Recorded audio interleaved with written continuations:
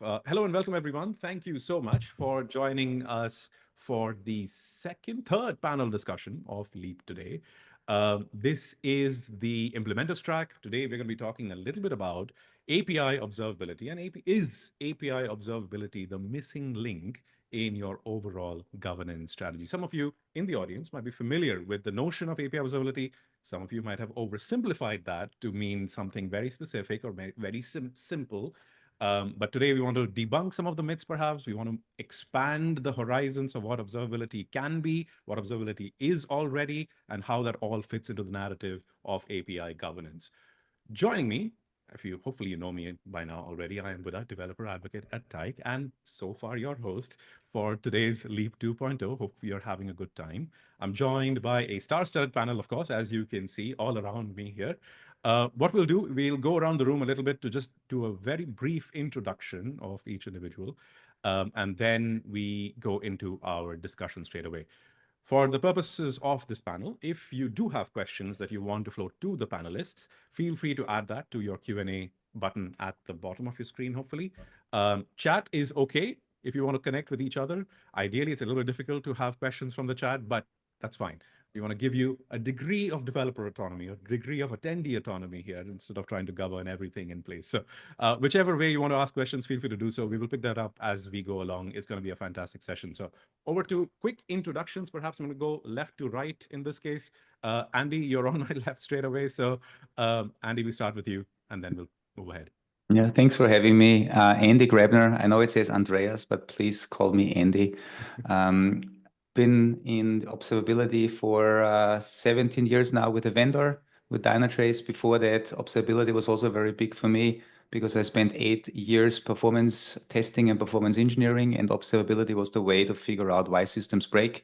So over my last 25 years, it was also always about getting insights into why systems don't behave as expected or understanding how systems work. And APIs are very critical for that. And hopefully I can contribute a little bit to this discussion today. Fantastic. Thank you, Andy. Andy mentioned once that if you are angry at me, that's the only time you should be saying Andreas as my name. Otherwise, if you are a friendly person, then you should go with Andy. So go with Andy for now, unless you're angry with his discussion today. So thank you so much, Andy. Marilia, over to you. Hello, everyone. My name is Marilia. Been working on the observability area for a few years, maybe 7 or something, and more specific about OpenTelemetry for the past year. So working on JavaScript SDK, database, semantic conventions, localization for Portuguese, and yeah, a little bit of everything over there. Fantastic. Thank you so much. Hazel? My name is Hazel. I have thoughts, lots of thoughts. They never stop thinking. They never stop talking. And I'm really excited to be here today. I am on the board of directors at the Haskell Foundation. I'm a fellow of the Nivenly Foundation. And I love to work with observability, platform engineering, everything related to that. And I have a strong intersection with security, the governance of it, and work in some regulated industries. And I've learned that if you take security and you take governance, you take compliance and observability, and you get rid of all the scary words, all the weird acronyms, and just get people together and have them talking to each other, it turns out they're not so different after all. I'm excited to be here today and talk about that. Wonderful. Yep. Bring people together. That's the fastest way to make any progress whatsoever. So that's great to know. Derek, over to you. Tell us a little bit about yourself. Sure. Hi, I'm Derek, the CEO of Mosif. Been in the API observability and analytics space for quite a few years now, and we love working with various organizations on how do you actually leverage observability to really get the most value out of your APIs and have the right governance in place and process in place to scale as an organization. Wonderful. Thank you, Derek. Hazel, it looks like the audio for your end might be a little bit trickier, but it's okay if you can do something about it. That's fine. Otherwise, we'll continue with the discussion. No worries. We'll figure it out post production. It is unfortunately the weather. Okay. No worries. Okay, let's kick things off. So this is essentially the implementers track, as you know. We want to know a little bit about where sort of API observability comes into the picture. And as I said at the beginning, sometimes people have a tendency of oversimplifying what observability is all about. You want to talk a little bit about what is the role of API observability in the realm of governance, and maybe add a degree of metrics so that people can ground themselves in understanding where that all fits into the narrative overall. So Andy, with your experience, where do you see sort of governance and observability sort of merging together? And when people think about that as part of their governance strategy, how do people quantify that in terms of metrics? Mm-hmm. So let me also take a discussion from the last panel, because somebody, I'm not sure who it was, but they had a really nice description about how to explain APIs to developers. They said if you have a house, every API is a door into your house, and you want to make sure that you know who is coming in, what the people are doing, because otherwise, if you let everybody in without any governance, without any restrictions, it's going to be a very busy house. So observability actually allows you to see which APIs you're actually exposing, which APIs you're calling, who is calling it, are they following best practices? Do you have the right performance? And also, how are APIs changing? I think observability really gives you the insights that you need, the transparency to understand your API landscape. And coming back to governance, are you following your best practices as you scale an organization and more engineers are exposing or using APIs? You want to know how API behavior is changing, what APIs are there, what are they doing?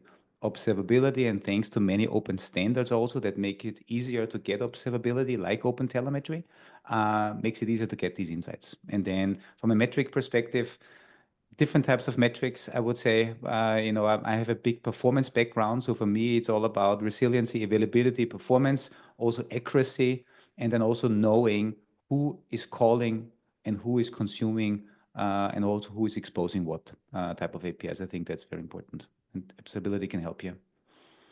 Perfect. To the other panelists here, maybe Marilia, and maybe I'll come to you first, actually. Yeah. In terms of metrics, do you agree with those metrics that I think Andy just mentioned in terms of maybe resilience, performance, availability? Would you add on something to that, another layer to this, or agree with those matrices? Yeah, great. So they're like always the first level. They're more like the urgent things they want to look. So you look for like latency, like how much like response time of all of your calls, error rates, how much they're performing, any traffic patterns. Sometimes you can identify some anomalies in some specific requests in particular times, just availability in general. Also like check security, who is making those calls, if you can log any unauthorized people that are trying to access. Also some dependency, like if you are connecting to like third-party services, you can also check it out. How is the integration with those ones that you don't control? Great. Hazel, question to you in terms of, I think one of the parts that you talked about is bringing people together. In terms of selling people or getting sort of buy-in from different stakeholders in terms of the value that observability brings to an organization, perhaps pertaining to the governance conversation or maybe beyond that, how challenging do you see that being, and how do you do to sort of navigate that a little bit? It can be very challenging when I'm implementing API governance or just thinking about observability. The first thing that I really do is I look for the non-obvious stakeholder, someone who gets value from this that is outside of engineering or outside of the people that naturally gravitate towards immediately needing this. When that happens, then if you can figure out how to give them value out of what you're doing, it gets much, much easier to take that value and spread it to the rest of the company. Security is a really, really easy one, where with security, they're often interested in things that developers don't really care about a whole lot of things like what are the, SSL certificates being used? What are the properties of TLS? What are all these different things? Is this being authorized? Is it not authorized? And developers don't necessarily think to put that in there. But if you can put that in there, and then you can put an alert in there, and then say, oh, look, we can actually start building these SLOs of, we can detect when the tail end of old users on outdated devices drop, and then I can show you with data when we can upgrade the minimum security levels. Oh, they love that. Oh, that's awesome. And now they're excited about this. And you get buy-in and you have this communication. Or with marketing people, they might say, hey, I just don't understand where, like, if our campaigns are having an effect. Or for sales, they might say, where's the revenue coming from? We closed the deal, but the thing that I sold to the customer, are they using it? Are they not using it? Like, the more you can get people into there, the more you can take all these concerns. Life gets a little harder for you because now the governance of it, the different concerns that you hold in a company are broader, and you have all these quote non-engineering concerns in your governance model now, but they are business concerns. And so the more that you incentivize engineering to care about the entirety of the business, the better governance actually works for the needs of the entire company, rather than being seen as, a gatekeeper, to be seen as a centralizing kind of notion of how do we understand the rest of the business needs and translate that into something that's effective. Understood. Absolutely agree with that. I think I've got a follow-up question on that security point, which I'll come back to you in a little bit. Derek, I want to come to you here in terms of the sort of the cost and investment discussion that I'm sure as a CEO and founder that comes up quite often.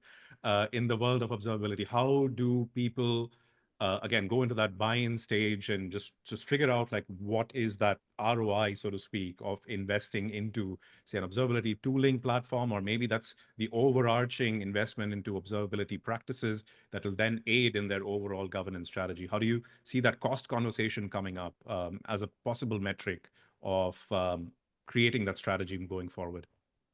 Yeah, indeed. And when we talk about observability or really any type of data or analytics platform, it's always hard to justify, the ROI that you get out of this data. And so trying to tie, your observability metrics to both not just operational excellence, but also the business outcomes that you get from this type of setup at the organization. And so when we think about things like API observability, there's of course our typical things we think of like latency and performance and security vulnerabilities, that type of stuff. But there's also things like, how can I save money, for the APIs that I have?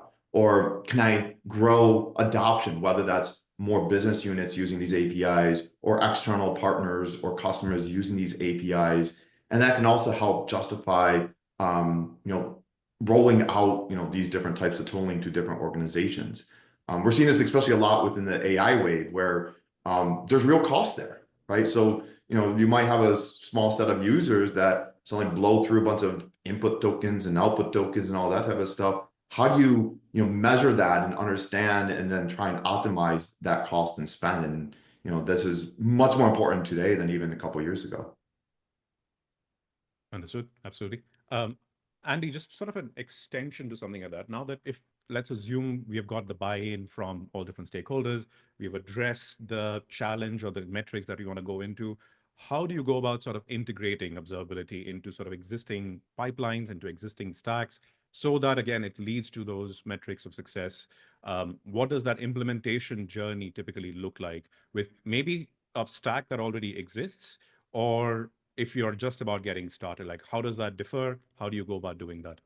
So when you talk about pipelines, for me, it triggers a very dear topic to my heart. I did a lot of stuff around DevOps and now platform engineering. So when I hear pipelines, I think about the life cycle of software configuration changes and software deployments. So we need to integrate observability into all of the aspects of software that you deliver, and that includes your API configuration. So as part of your CI/CD pipeline, you can use observability to do validation checks. A, do we introduce new API calls? B, do we introduce a regression? Because now the same feature that we're still selling for the same price is now making 5 times as many calls to this API from that AI vendor. Is this justified? Why is this, or was this just a mistake? So what I'd like to talk about is we can leverage observability to automatically detect architectural regressions, where we can understand the different calling behaviors of one code change, one configuration change to another, and then highlight this in the pipeline. And then we can either say, was a mistake, not properly coded, or there's a business justification to let this change through. And so observability in your pipeline allows you to get early feedback about any change, and also what technical performance, availability, and business impact it may have. Agree. If anybody wants to jump in with any thoughts and opinions at any point, don't wait for me to ask. Just feel free to do so. I don't want, again, to be the guardrail, so to speak, for this discussion. Feel free to just jump in. That's perfectly okay. I was curious, Marilla, just to know, knowing that you've got a background in, say, OpenTelemetry and its implementation, how do you see, an open standard like OpenTelemetry sort of figure into this sort of implementation across different pipelines within organizations today? It has obviously grown in popularity quite strongly. It is a fairly, I would call it a fairly mature standard as it stands. It's evolving even further. How do you see that sort of accelerating the observability model within the governance strategy of organizations? Yeah, like even like going to the like steps that Andy mentioned. So if you talk about not necessarily with OpenTelemetry, you're gonna test something. So you're gonna test before make any changes. And then you start doing like or canary deployments or like using feature flags and starting testing out with the new changes. Imagine now you start using OpenTelemetry at any of this point. So you can also, even like going back to the other point that we were talking with Hazel about like how to make people use, one concern that people have is sometimes they have to think like, I need to start using everything and like do the whole thing, like completely delete everything that I have. No, you can do like gradually. So you can start adding like to your pipeline small parts, and even like, for example, with OpenTelemetry, you can start with auto instrumentation, and then you can start like using SDK or manual things that are more customized to your own uh, your own needs, they're your application. So for example, now you get to the phase that, okay, I'm testing the new changes from my API. Now I can validate just that thing, not everything else. You go like step by step, and this way you don't scare people with, you need to spend so many hours of development replacing every single thing that you have. And the good thing with OpenTelemetry is that you're only gonna have to learn this once. Because if you go like, oh, I'm going to collect this and send to a backend vendor, and you use each one had their own method to use, you're going to have to learn every single time that you change. But the advantage of OpenTelemetry, you learn once. Might be complex. There is a lot of components. There is like a learning curve, but it's something that you learn once and then you can use everywhere. I like to use I create like an analogy to explain that OpenTelemetry is the USB-C of observability, is because if you think about it, we had first, like you have several different type of cables, and all you want to do is like charge your phone. So each company was like, you can charge with mine, but that is the adapter that you have to use. So all you want to do is like to put the energy from your outlet to your phone, but you have to use their formats. Eventually, everybody's to start using USB-C. So now it's the same format, and you can just exchange whatever. It doesn't matter. So that is kind of like the equivalent with OpenTelemetry, is that you can just buy in and start changing your devices. So all of them use the USB-C, but can be gradual. Thank you so much. I mean, I think OpenTelemetry so far, I would say contentious, but second favorite open standard of mine. I think I have to give my heart to OpenAPI Specification as it stands today, but OpenTelemetry very close second. I learned learned a lot about it, I think, over the previous year and so on. I think I've been very, very fascinated by it. But two things that stood out based on what you just said. A, it's the second t-shirt idea that I've had in this conference today, which is please test everything before you deploy. I think that's probably going to be another t-shirt idea right there. And the other part that I think Hazel and I think Amit or Kin just mentioned about people problems, a lot of the validation, a lot of these conversations that we're having, a lot of it is to do with the overall people coming together towards that sort of strategic goal to achieve, I suppose. So that's probably the second aspect of it. I'm quite curious in terms of the world of privacy and security. And I look at you here, Hazel, because of your background in security a little bit there. Does observability typically raise concerns around things like that? Now, imagine you've got all of these established already. You've got your metrics, you've got your KPIs, you've got your pipelines in place. What sort of conversation, discussions, guardrails, so to speak, do you need to have against possible exposure of data, possible infringement of privacy policies? How do you go about taking care of, I guess, data sovereignty might be the way to look at it. So security and observability are often seen as directly conflicting with each other. And the reason for that is really that when you secure something and you do so in a compliant way or in a regulatory fashion, you have to secure a particular mechanism and then you enforce the control, you collect evidence of that enforcement, and then you present that evidence to someone over time, and you have to make sure that it's continually being enforced. And so for an API call, you wrap everything in TLS, it's encrypted, it's great. You assert everything about that particular transaction, and then with observability, you have this side channel. So you have this, one transaction of the data, and secure this to everything else. And then way off over here, you're just taking all that extra data and you're dumping it who knows where. And so every time people talk about observability, that's fine. But when people say, oh, and I can stick the entire, JSON body in here, I could put all the secrets in here, I could put the credentials in plain text, and so I can debug them. Like, your security people are having a hard time right now as I'm saying that. And so the challenge there is, how do you enable this ability to, particularly for modern observability, have an unstructured schema where you can stick anything in it and then query on it and aggregate it across the entire company without having to redo all of your security and compliance work times 10 and build this matrix of extra burden on the entire security department. And so the challenges there are really, I hate the word guardrails for this. The challenges there are really, how do you give developers that freedom and flexibility to add the observability that they need in a way that is legible in the like a state sense, in a way that is legible to security and legible to compliance and can be shown and demonstrated to not be compromising to the company's needs.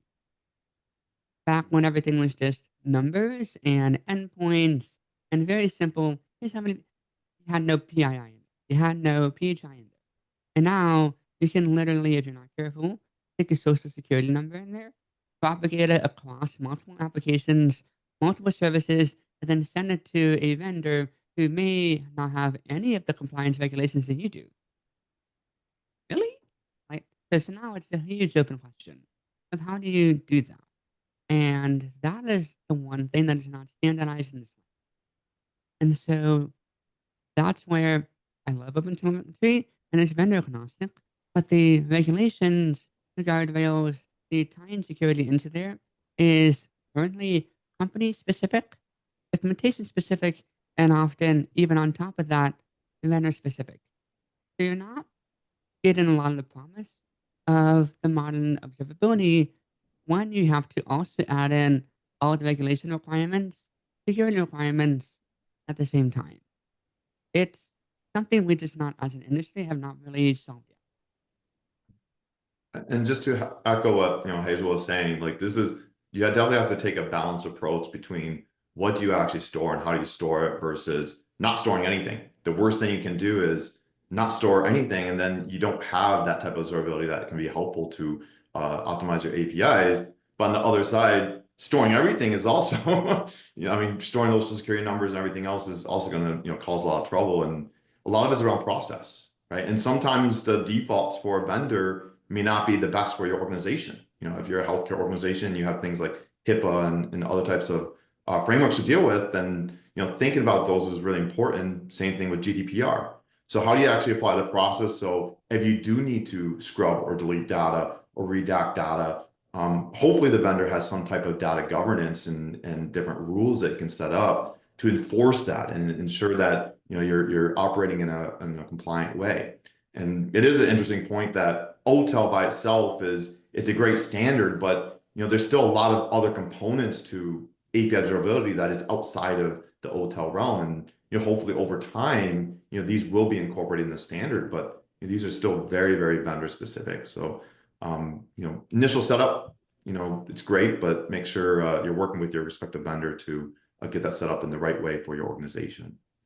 I think there was a very interesting point in the previous panel discussion where which was about platform engineering, where I think Abby mentioned about giving autonomy through guardrails. And I think that's where maybe there is that combination of stacks coming together that will help with something like this. Whereas, again, observability is one aspect of your overall API platform, I would imagine.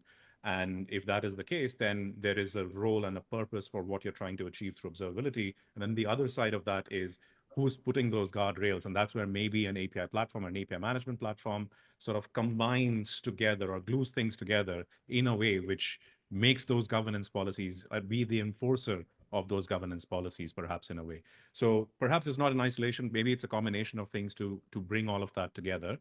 I don't know if Andy, you were going to say something before I cut off, or sorry, Marilia. I think felt like Marilia wanted to say to... something. Yeah. Yeah. Sorry. Go ahead, Marilia. Yeah, I was going to say there are so many different parts of your part that you can actually check for security, that you can like think about it where you want to hide. So for example, you were the one on your application sending the data using OpenTelemetry. Before you send that information, there is a place that you can say, I don't want to even send this information. Then you have on the OpenTelemetry, like for example, using SDKs, some of them already limit the information and remove a few things there for you. Then from that, you can actually send to a collector. On the collector, when you are processing, again, you can decide to remove some attributes or things like that. Then you get to your vendor. On your vendor, again, you will be able to filter out or even have things like retention, this type of information want to delete sooner, or also have different type of access. Only certain people can actually see the data from this part. So you have like several different things different places that you can pick where you want to, and to which level you want to get this information to and where you want to stop it. Agreed, and that's the thing. Like, I think it's a spectrum. There are components that all sort of come together as in a composable way that sort of brings home that helps you achieve those outcomes that you're looking for. And I think that's where even things like policy engines can come into picture. I think just pairing OpenTelemetry maybe as part of observability, extending that to an open policy agent, for instance, for policy management, that might be able to help with some of these data access issues as well. So maybe it's not an isolated thing. It's probably a combination of a couple of things. I'm mindful that we're almost running out of time, unfortunately. It looks like we could go on for a long time, of course. It's a really exciting and intriguing conversation. Just for the last bit here, what I want to sort of touch upon, we can't go on without doing so. We are talking a lot about AI today. I think there is a very real risk that keeps coming up over and over again about the data exposure discussion that we were having, probably multiplied tenfold based on people just not realizing what they may or may not be exposing. So how do you see things like sort of API observability, or maybe the term is AI observability. I don't know what the official term is going to be, but how does observability help with sort of navigating some of these challenges around Gen AI or AI models in general?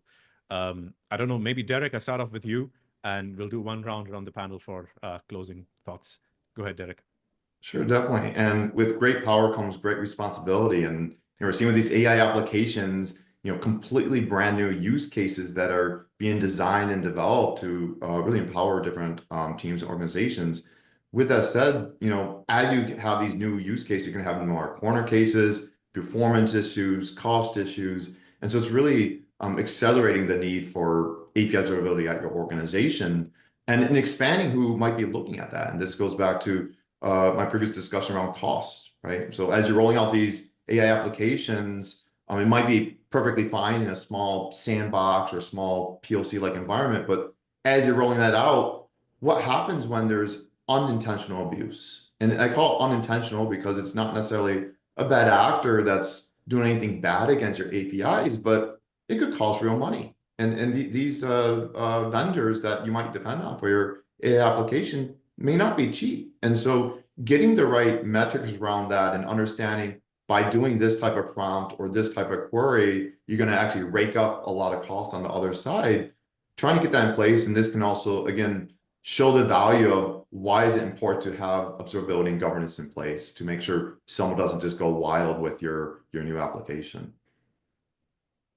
Absolutely. Curious, Andy, as well, in terms of you mentioned something about the DevOps pipelines. Do you see that potentially evolving based on maybe the needs of how people are using Gen AI today and the AI models being part of the equation now? Do you see that evolution happening as well? So if we talk about applications that are calling AIs, that are calling APIs from AI models, then it's the same what I said earlier. In the end, you want to know if you have an application and you make a change, what does it call in the back and how does this change? Now we have additional metrics we can get, like the tokens were mentioned. There's also a couple of metrics, and I'm not an expert in this, but things like the toxicity, the PI leaks, denied topics, these are all metrics that different vendors are exposing as metrics or even along the trace. So whatever AI you use, talk with the vendor, try to figure out what are the best practices in terms of traces and metrics and logs, and then take these into the account in your development pipeline. So you can immediately, in the end, detect a regression. It's as simple as that. Got it. Thank you. There's also Hazel? Yeah, go on. for agentic models. One thing that's interesting is with an agentic model response, when you have the model being integrated with the tool, the model is going to give a response, back to the agent, and it'll say, I need these tools, I'm going to call it with these arguments. And then you can also actually augment it and say, have the model quote, explain why you need the tool. And then guess what? You can take the explanation of why, you can take the tool, the arguments, the calling convention, a couple other things, stick that in your telemetry before you invoke it, and then you might be able to take that. You can hash the prompt, like the basic system prompt. You can hash it. You can start saying, "Oh, this iteration of the prompt results in the model mislabeling the tool 10% more at the time," and now you have an actual A/B testing development process for parameter tuning, model fine tuning, prompt engineering, and everything else at scale. And you might even recognize, oh, this model performs super well in this one demographic. And we actually just need to literally copy and paste the model definition and change the prompt for this other demographic. And that's way easier than trying to engineer the perfect prompt for both. You know that. Agreed. Thank you so much, Hazel. Marilia, parting thoughts. If you had to give one advice, perhaps for folks in the realm of observability to either get started or sort of mature along that journey, what would perhaps that advice be before we close out? Over to you for closing thoughts. Yeah, I think even the thing that I mentioned before is go step by step. Do not try to learn everything, like replace everything at once. Start with testing out the things that make sense for you and think about what actually are you trying to achieve, what are the information that you want to actually understand, and then start building on top of that. Take some time to learn and start auto instrumentation, manual, custom, and things like that. Go gradually and find things that make sense for your own application. Perfect. Thank you. Go step by step, prioritize, and go iteratively, ideally. I think that's where you go for. You don't go for big bangs and platform strategies usually. So Yeah. appreciate it. And there's a Thank you big community trying to help. So Slack's there to help a lot of people. PRs, go to the on SIGs if you need help. People are really helpful on the community that can help you guys. You're talking about the open telemetry community, right? Yes. Yes. Yeah. All right. Yeah, absolutely. I can vouch for that. This is a really, really fun community and a very, very helpful community, I think, as far as communities go. If you're not familiar with it, feel free, join the community today. I believe it's part of the CNCF Slack at this point, right? So it's part of the CNCF overall Slack. There is a dedicated channel for open telemetry. There's a dedicated channel for end user SIG as well. So take your pick, learn, is the and second iterate. project in contributions just behind Kubernetes on CNCF. So Precisely. All right. Well, thank you so much. We are a little bit over time. We don't want to keep people from their lunches, and of course, you as well. Thank you so much. It's been fantastic. I almost feel like I could have individual sessions with each one of you and go deep diving into every single thing that we discussed. It's going to probably last another 6 hours. So thank you so much. It's been an absolute pleasure. Hopefully for you too in the audience. Until next time, now it's going to be a bit of a lunch break for the next about 10 minutes. We will reconvene.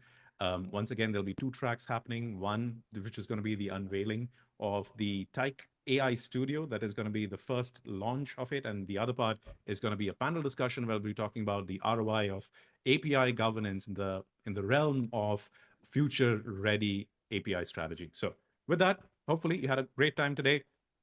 Keep engaging. Thank you so much. Take care. Bye-bye.